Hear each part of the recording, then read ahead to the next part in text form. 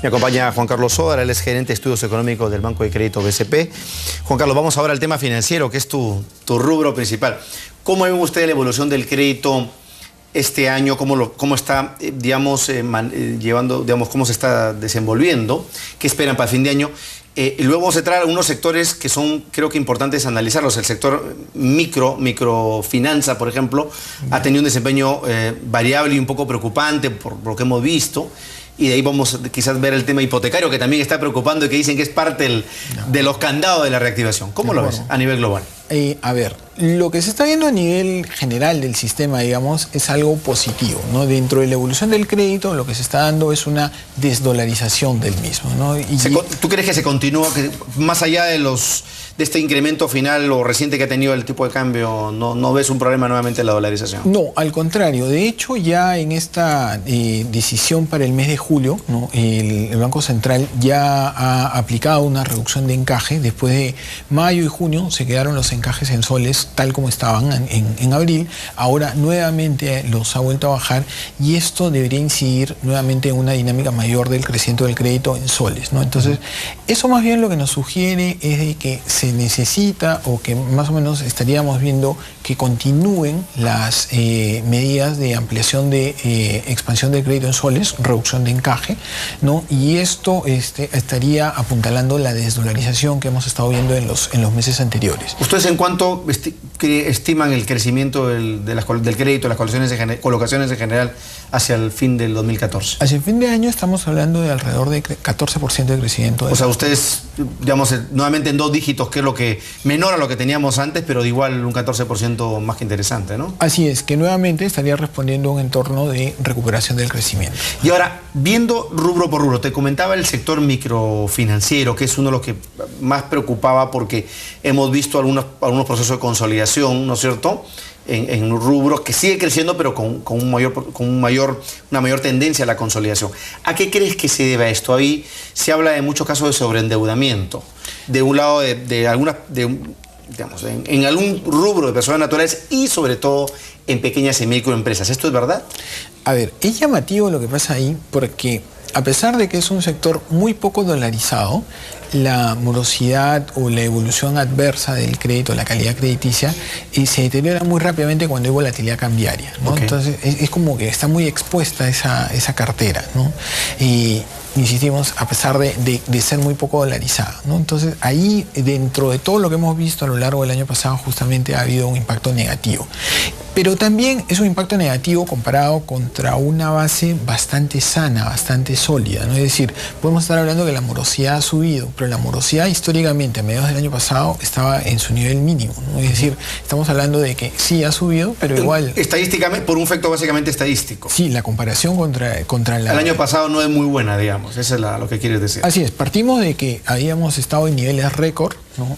Una morosidad muy baja, y enfrentamos sobre eso condiciones de crecimiento más bajo. ¿Qué ha disparado esa morosidad, Juan Carlos, crees tú? ¿Qué factores han disparado esa morosidad?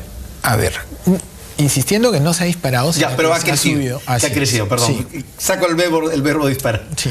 Bueno, ahí básicamente lo que creemos que tiene que ver, y esto en general a nivel económico o a nivel macroeconómico, es que ha costado a los agentes acomodarse en el nuevo entorno, ¿no? Es un entorno donde las condiciones hacen cada vez menos probable crecer por arriba de 6%, y ahora estamos viendo hacia dónde vamos, si a sostenernos alrededor de 4, sostenernos alrededor del 5, y esto de alguna manera también golpea la demanda, golpea las expectativas, golpea la inversión, y en ese entorno probablemente haya sobrereacción negativa, en el sentido de que de repente esa mayor cautela por invertir o mayor cautela por cuidar los gastos hace que eventualmente también las cuotas o los pagos de los créditos que uno tenga tiendan a demorarse, ¿no? De repente uno ya no cumple con las obligaciones en el plazo previsto, de repente paga con retraso, ¿no? Y eso de alguna manera también influye en este escenario. ¿Esa misma explicación tú la darías para el caso de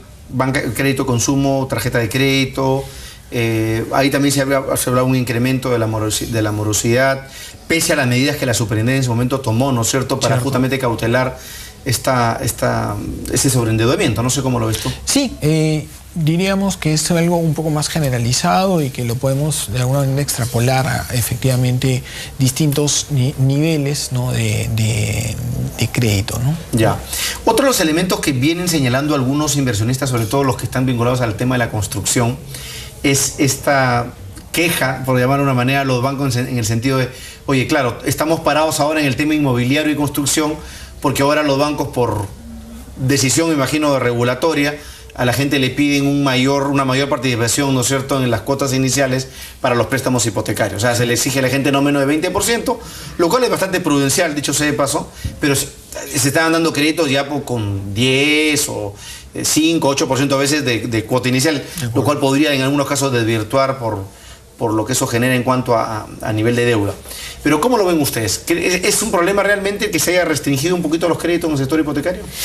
A ver, pensándolo a nivel macroeconómico, es saludable, ¿no? Es decir, lo que tratamos de apuntar es a que cuánto realmente puede crecer la economía y cuánto realmente puede crecer el sector inmobiliario, cuánto realmente puede crecer el crédito hipotecario, ¿no?, de manera sostenible, ¿no? Y en ese sentido sí ha habido de parte de los organismos reguladores algo más de cautela con respecto a las nuevas condiciones, y esto ha influido en una menor dinámica del crédito. Eso sí. O sea, así es, ¿no? Pero básicamente esto ha sido... ¿Tú crees que el regulador la Super veía mucho riesgo en algún sector socioeconómico, en algún tipo de actividad? Probablemente el mayor riesgo percibido era el tema de la volatilidad cambiaria, ¿no? El año pasado empezamos... Gente que se endeuda en dólares ganando en soles. Así es, ¿no? Entonces empezamos con un tipo de cambio un poco por debajo de 2.60, en mayo ya estaba en 2.65, ¿no? Y de pronto saltó a 2.80. Entonces, en ese contexto uno ve y dice cuánto más puede subir el tipo de cambio, cuánto más puede cargar, ¿no?, las deudas que tiene una persona que tiene ingresos en soles y que tiene gasto en dólares, y en ese sentido ha sido favorable, digamos, para la solidez del sistema y solidez de la economía peruana, restringir un poco la velocidad de crecimiento de ese crédito. Quizás la única observación que habría que hacer es que esa restricción se dé más dentro de un marco de cirugía fina, es decir, a mí me gustaría que aquel que ya tiene vivienda propia y va a comprar la segunda vivienda para negocio, para vender o para alquilar, pues le puedo exigir a un mayor nivel de cuota inicial o de condiciones extras, pero aquel que aún no tiene vivienda, a mí me interesa que acceda al crédito con la mayor flexibilidad del caso, la mayor facilidad, para que la rueda del mercado hipotecario continúe su velocidad habitual, ¿no es así? O sea, ahí de repente habría que discriminar más bien. Bueno, de repente en una ronda posterior vemos que hay de alguna manera algún tipo de flexibilización, pensando justamente en las nuevas condiciones, ¿no? Sí, totalmente de acuerdo en que la demanda especulativa no es sólida, no es saludable para la solidez del sistema y en general de la economía, ¿no? Y en ese sentido probablemente ser más restrictivo por ese lado y tratar de dar facilidades más bien en el segmento de donde el acceso a la vivienda es mucho menor, ¿no? Probablemente.